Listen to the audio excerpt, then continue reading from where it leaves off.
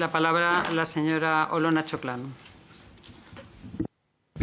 Con la venia, señora presidenta. Ministro, muy buenos días y bienvenido de nuevo al Congreso.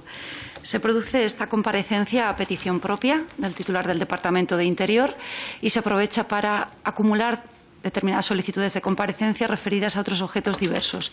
La intervención de esta portavoz se contraerá a dirimir determinadas cuestiones atinentes al estado de alarma y también a la vacunación de nuestros agentes.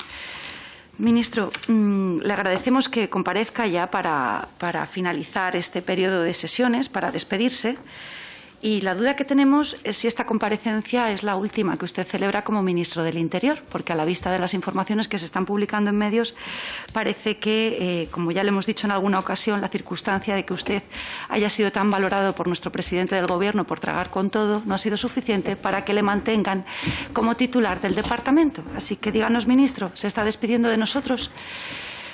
Usted, según le atribuye legalmente tanto la Constitución como la normativa de referencia, tiene una importante función, muchas, pero específicamente la promoción de las condiciones para el ejercicio de los derechos fundamentales, en particular la libertad y seguridad personales. Y ustedes lo que hicieron fue suspender inconstitucionalmente los derechos fundamentales y libertades públicas de 47 millones de españoles.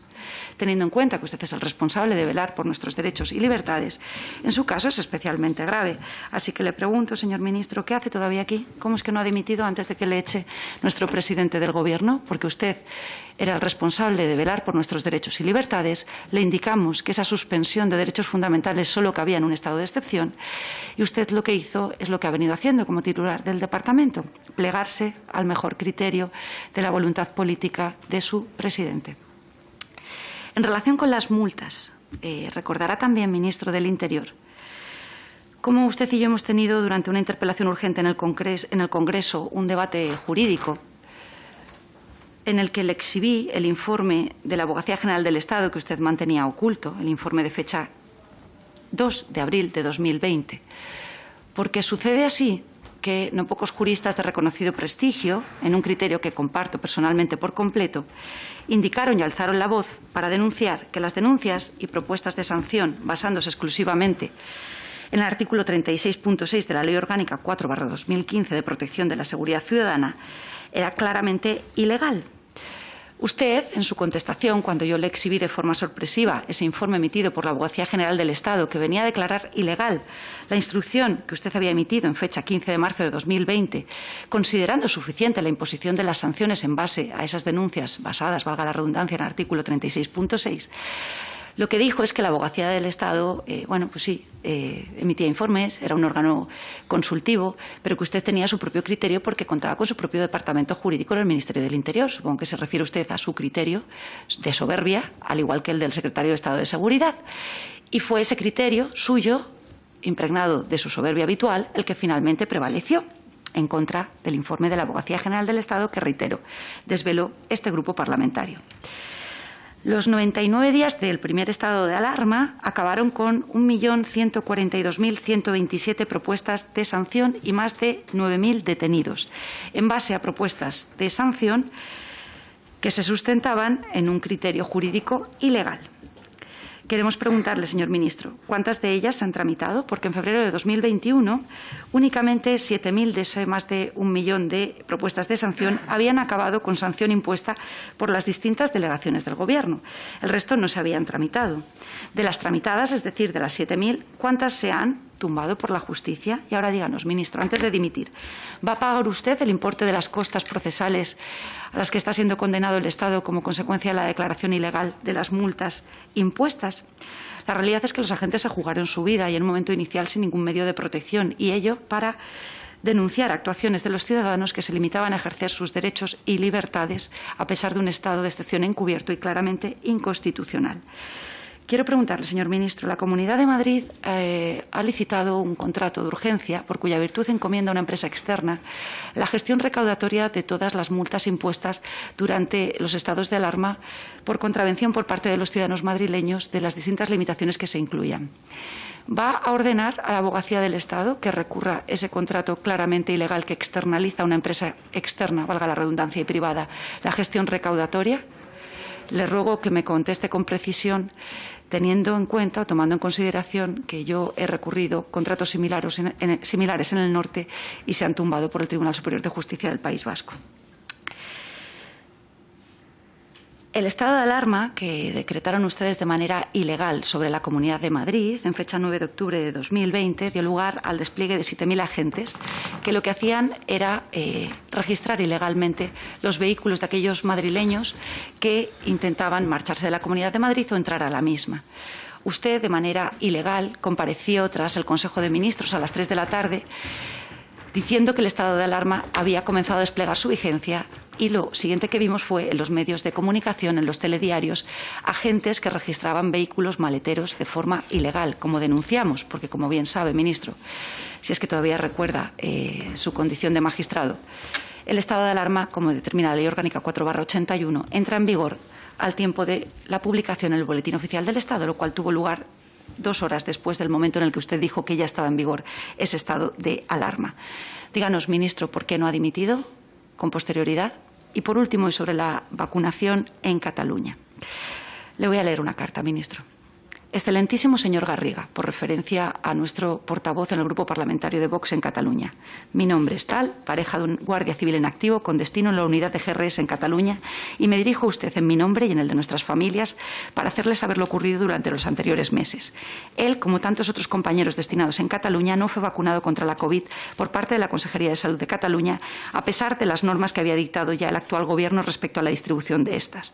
En el mes de mayo, mi pareja fue contagiada por la COVID junto con otros 15 compañeros más, mientras se encontraba en comisión de servicio fuera de su lugar habitual de trabajo y su familia dando seguridad en la central nuclear de Tarragona. En ese tiempo tuvo que ser ingresado en el hospital de San Joan durante 16 días con un diagnóstico de neumonía grave, trombosis y embolia pulmonar, de la que todavía a fecha de hoy se encuentra afectado. Durante el ingreso, los médicos nos comunicaban diariamente la gravedad de la situación y cómo ellos mismos temían por su vida. No puedo leerle de manera completa este escrito que hemos recibido de un familiar de un guardia civil que casi pierde su vida como consecuencia de la actuación discriminatoria movida por simple odio de la Generalidad de Cataluña, que discriminó a nuestros agentes postergando su vacunación, reitero, por simples motivos ideológicos. El único culpable es usted, porque teniendo los medios necesarios para vacunar a nuestros agentes, permitió que sus vidas corriesen peligro. Muchas gracias, señora presidenta. A continuación tiene la palabra el señor Villegas. Muchas gracias, señor ministro, por su comparecencia. Muchas gracias, señor ministro, por su comparecencia. Hablemos de los datos y luego hagamos la valoración sobre la situación de asalto fronterizo que está sufriendo España. España es la principal entrada de inmigración ilegal de la Unión Europea. Solo en el 2020 más de 41.000 inmigrantes ilegales entraron en España. Otros países de nuestro entorno como Italia, 34.000 o Grecia, 15.000. Un aumento de un 30% en el 2020 con respecto al 2019. Esto no lo dice Vox, lo dice ACNUR. Y esto supuso una tragedia de muerte por naufragio de 872 personas. Esto no lo dice Vox, lo dice la Organización Internacional de Migraciones.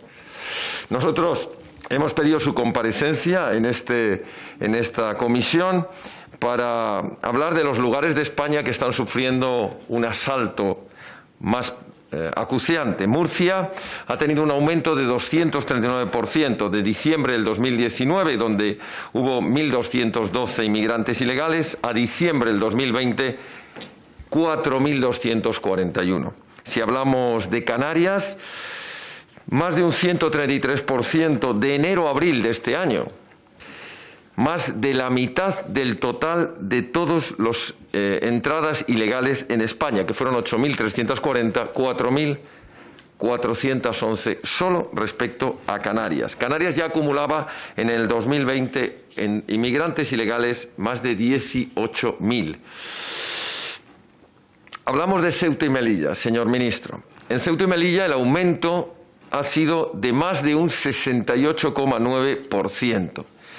8.000 inmigrantes ilegales asaltaron nuestras fronteras de Ceuta y Melilla, entre ellos 1.500 menores, en una suerte de marcha verde o marcha por el agua o marcha por las fronteras que recuerda momentos históricos que ya conoce usted qué consecuencias tuvieron. Pero en este caso es una marcha verde no solo coincidente en que está alentada por Marruecos, sino que además lo dice directamente su embajadora. Esto es el precio que han de pagar ustedes por no plegarse a las exigencias de Marruecos en cada momento. Y ustedes inmediatamente, como buenos pagadores de los chantajistas, enviaron ese mismo día más de 30 millones. Ya sé que usted dijo ante la prensa que eso estaba establecido en las líneas de cooperación, pero usted convendrá conmigo, y creo que en esto la inmensa mayoría de los españoles estarán de acuerdo, que cuando se está produciendo un chantaje, lo primero que se le traslada al chantajista es que no le va a salir gratis y que por tanto no va a lograr su objetivo. Es la mejor manera de evitar que siga chantajeando a España. Hubiera bastado con decirle a Marruecos ni un euro más. Esa transferencia no va a llegar a Marruecos. Esos vehículos que les están regalando todoterrenos que ya quisiera tener nuestra Guardia Civil y nuestra Policía Nacional no se le van a entregar, y a partir de este momento no va a recibir un euro más. Porque mire, usted lo camufla hablándonos de la cooperación internacional en origen, que los procesos migratorios hay que tratarlos en origen, en los países transfronterizos, en los países de origen de las migraciones. Y en esa máxima estamos de acuerdo todos, evidentemente. Pero aquí el problema no es ese. El problema es que los datos avalan que esto es fruto de un chantaje. O me das o asalto tu frontera. O me das más o te asalto más la frontera. Esta es la realidad que estamos viviendo en España, que nos han tomado la medida, que se han dado cuenta de que hay un fabuloso negocio detrás de la inmigración ilegal, negocio en el que participan supuestas pseudo-ONGs, pero que también colaboran de manera directa gobiernos corruptos de inmigración de origen que utilizan a los inmigrantes como moneda de cambio, poniendo en riesgo su vida, su seguridad y arrancándolos de sus familias, de sus pueblos, de sus naciones. Para que aquí algunos se pongan medallas pensando que lo que están haciendo es una labor humanitaria, una labor caritativa. Y no hay nada menos humanitario que engañar a unos seres humanos bajo el efecto llamada de que van a entrar en un paraíso terrenal para luego tenerlos hacinados en campos de concentración, permítame esa expresión, donde se les concentra. Yo he podido estar en alguno de ellos en mi viaje a Canarias y realmente las condiciones son inhumanas. Pero la culpa no la tienen los inmigrantes que están ahí, la culpa la tienen los que permiten que lleguen hasta nuestras costas, los que pagan dinero en origen y que el negocio de las mafias continúe. Señor ministro, tengo que agradecerle públicamente lo que usted acaba de hacer hoy en esta comisión. Le digo la verdad que me he llevado una grandísima alegría, una grandísima sorpresa, y además lo digo públicamente, porque no me esperaba, tal vez es fruto, como decía mi compañera Macarena Olona, de que usted está ya de salida. Ya se sabe que cuando alguien está de salida o cuando se va a jubilar, pues dice cosas que a lo mejor no dice cuando tiene en riesgo que le muevan la silla. Pero lo que ha dicho usted no sabe el valor que tiene para esta formación política, porque lo ha dicho usted, el ministro del Gobierno de Sánchez. Y sinceramente, no sé si usted se va a arrepentir y va a salir rectificando lo que le han dado en unos papeles para leer, pero lo ha leído. Y para mí eso es lo que vale. Señor ministro, usted ha dicho: la emigración legal es beneficiosa para la economía y el empleo. La emigración legal ayuda a la prosperidad de España, siempre que sea, he copiado literalmente sus palabras, legal, ordenada y segura. Legal, ordenada y segura. Esto es lo que viene defendiendo Vox desde que nació este partido, que hay que apoyar la inmigración legal cuando sea legal, cuando se ajuste a la ley, cuando entren los que tienen derecho a entrar según nuestra legislación, que además sea una emigración posible, que además esté ordenada, que además sea segura. Eso es la emigración que defiende Vox. Y usted ha dicho que además, y se lo agradezco también profundamente, hay que luchar contra el tráfico de las personas, contra las mafias y las redes, que es lo que viene defendiendo nuestro partido en España. Y hemos sido acusados de xenófobos, de racistas, de inhumanos. Parece ser que Vox comienza a calar en el ámbito de la política de otros partidos. Muy pronto empezaremos a escuchar que hay que proteger a todas las víctimas de la violencia intrafamiliar, que no hay que abandonar a un hombre que está siendo maltratado, golpeado y asesinado por su pareja homosexual. Hombre, a lo mejor Ortega, hay lo que... siento, pero se le ha terminado su Estoy tiempo. terminando, 2 segundos, Presidenta. Así que le agradezco profundamente lo que usted ha hecho hoy. La emigración ha de ser legal, ordenada y segura. Y hay que luchar contra las mafias del tráfico de las personas. Muchas gracias, señor ministro. Muchas gracias, porque como la sesión es larga tenemos que ser muy estrictos en el cumplimiento del tiempo. A continuación, el Grupo Vox, el señor Ortega Smith, tiene la palabra.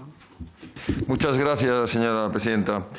Señor ministro, le voy a hablar de 4 fake que usted, su gobierno y toda la patulea progre que les ha comprado el discurso repite hasta la saciedad. Vox niega la violencia contra la mujer. Fake. Vox lucha contra todo tipo de violencia en el ámbito intrafamiliar, sea contra las mujeres, contra los hombres, contra los homosexuales, contra los heterosexuales, contra los menores o contra los mayores.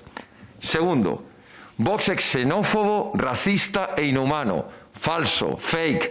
Vox denuncia la inmigración ilegal y las mafias del tráfico de las personas y a los gobiernos que en origen son cómplices con esa inmigración ilegal. Vox lucha por una inmigración legal, ordenada y segura, como ha reconocido en esta sala el señor ministro.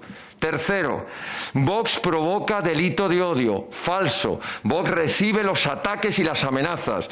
Por ejemplo, en Vallecas, donde se nos dijeron y usted dijo que íbamos a provocar, donde sus agentes, los agentes de la policía, recibieron todo tipo de golpes. Ustedes sabían, y no lo publicaron, que los dirigían las escoltas privadas del vicepresidente de Gobierno, Pablo Iglesias. Y ustedes mintieron y ocultaron la información porque estábamos en campaña. Se acusó a Vox de provocar el odio por una campaña en la que denunciábamos el coste que supone para las arcas públicas los menas. Los tribunales confirmaron que esa campaña era absolutamente legal y que no había ningún odio en decir lo que gastábamos en un MENA y lo que se gasta en muchos viudos y viudas en España. Cuarto, se afirma, Vox genera alteración en el orden público en sus actos y la delegada del Gobierno nos lo prohíbe, como me lo prohibió a mí y a mis compañeros en Melilla, y afirmó en su resolución que se debía a un informe del Ministerio del Interior que decía que había un grave riesgo de alteración en el orden público. Señor ministro, 8 personas aparecieron con una pancarta pro ocupación dirigidas por un miembro de Podemos de Melilla. 8. Y tenían ustedes 95 agentes de la OIP. Uno solo se sobra para los 8. Le voy a decir, señor ministro, que cuando usted afirma que Marruecos es un país amigo, llamarle país amigo a un país que constantemente está reclamando la anexión de 2 ciudades españolas históricas como Ceuta y Melilla, que favorece el asalto de nuestras fronteras y que ahoga nuestra economía, para eso, ¿para qué queremos enemigos? Y le digo, para terminar, señora presidenta, al videoetarra que ha intervenido en esta sala, ya sé que no le gustan las pelotas de goma, ya sabemos que no le gusta que hablemos de ataques en frontera, probablemente porque la goma que de verdad les gusta es la goma 2 que ponían bajo los coches, porque lo que les gustaba no eran las pelotas de goma, sino las balas de plomo en la nuca de las víctimas del terrorismo. Y en tercer lugar, porque, termino, presidenta, el ataque que les gusta es a las comisarías y a los cuarteles de la Guardia Civil o a los centros comerciales como Hipercor. Muchas gracias. Señor Ortega. Por el reglamento le pido, creo que usted ha faltado directamente al decoro, en este caso de otro grupo parlamentario. Directamente se lo voy a decir, ya no se lo digo directamente ni al diputado. ¿Quiere usted retirar las afirmaciones que ha hecho aquí? El día que condenen los asesinatos cometidos por la banda terrorista ETA, a la que ellos siempre han jaleado y apoyado. Usted no los quiere retirar. Le estoy preguntando. Evidentemente no.